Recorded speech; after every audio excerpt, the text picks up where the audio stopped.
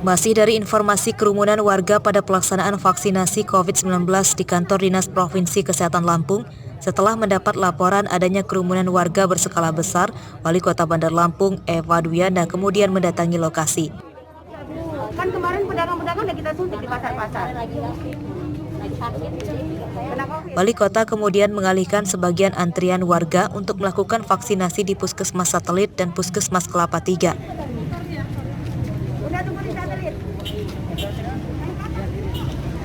Warga yang diminta pindah ke puskesmas hanya berlaku bagi warga ber-KTP Bandar Lampung saja.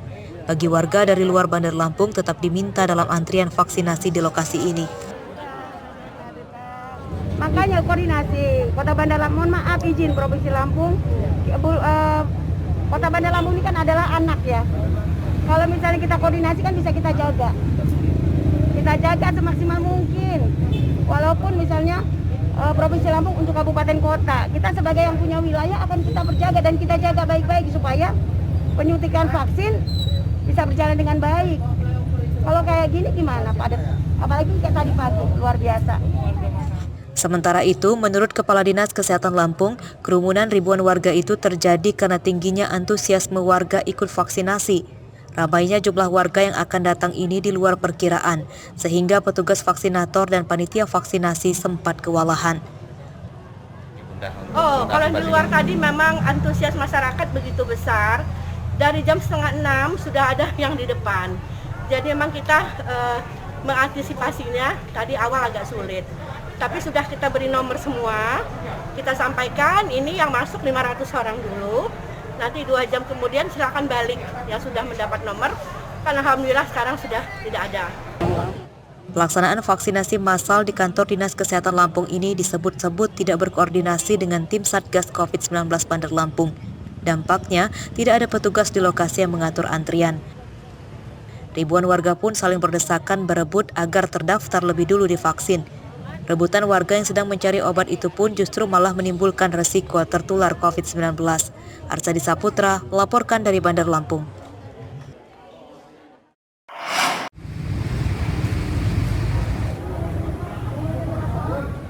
Ruang isolasi COVID-19 di Rumah Sakit Umum Daerah Maijen Riyakudu, Kota Bumi, Lampung Utara pada Minggu siang telah penuh dan tak mampu menampung pasien baru. Ada beberapa pasien baru yang reaktif terpaksa dirawat sementara di ruang instalasi gawat darurat atau IGD karena 45 tempat tidur di ruang isolasi telah terpakai semua. Untuk mencegah adanya pasien COVID-19 yang terlantar, pihak rumah sakit pun akhirnya mengubah ruang umum di kelas VIP menjadi ruang isolasi. Dari 3 ruangan VIP itu kembali bisa ditambah 14 tempat tidur untuk merawat pasien COVID-19. PIP A sama PIP C kami jadikan untuk sementara ruang isolasi. Untuk jumlah pasien sendiri saat ini, Bu? Melonjak dalam 2 minggu ini sekitar 45-an. 45. Berapa persentase, Bu? Gimana? Berapa lonjakan secara persentase, Bu? Sekitar 30-40% ya. Karena banyak juga akhirnya yang kita rujuk. Selain kekurangan kamar isolasi, pihak Rumah Sakit Umum Maijen Riyakudu Kota Bumi juga mengaku kekurangan tenaga medis yang menangani pasien COVID-19. Pihak rumah sakit meminta bantuan kepada Dinas Kesehatan setempat untuk menambah tenaga medis. Dari data di Dinas Kesehatan Lampung pada Minggu 4 Juli 2021, data akumulasi pasien COVID-19 di Lampung Utara telah mencapai 2.185 orang dengan angka kematian 81 pasien. Pihak Dinas Kesehatan mengimbau kepada masyarakat agar dapat segera ikut program vaksinasi dengan tujuan menekan angka penularan COVID-19. Ardi Yohaba melaporkan dari Lampung Utara.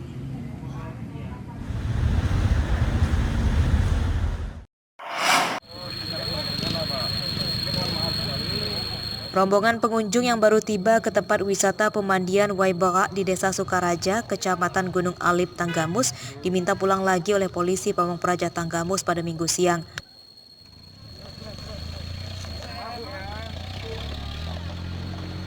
Hal ini karena pemerintah setempat serentak menutup seluruh tempat wisata di Tanggamus selama 2 hari yang dimulai sejak hari Sabtu dan hari Minggu kemarin.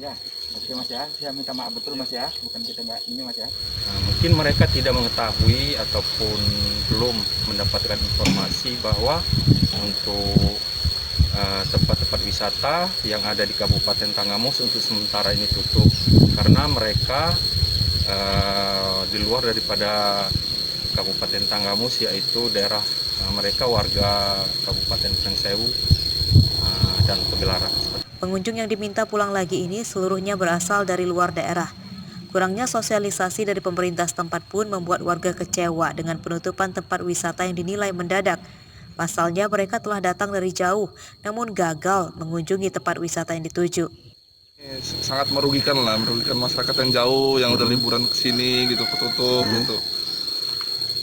Saya berpikir emangnya di sini nih apa ya, nggak ada pemberitahuan masalah penutupan ini. Seharusnya lebih sounding lagi, jadi masyarakat nggak merugi gitu sampai sejauh ini.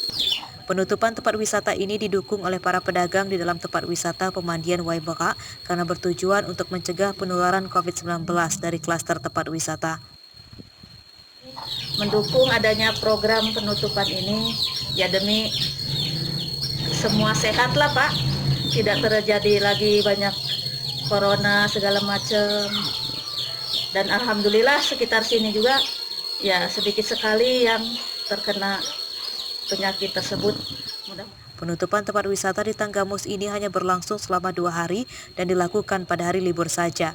Hal tersebut untuk mengurangi jumlah kedatangan wisatawan dari luar daerah. Mulai hari ini tempat wisata kembali dibuka. Andri Kurniawan melaporkan dari Tanggamus.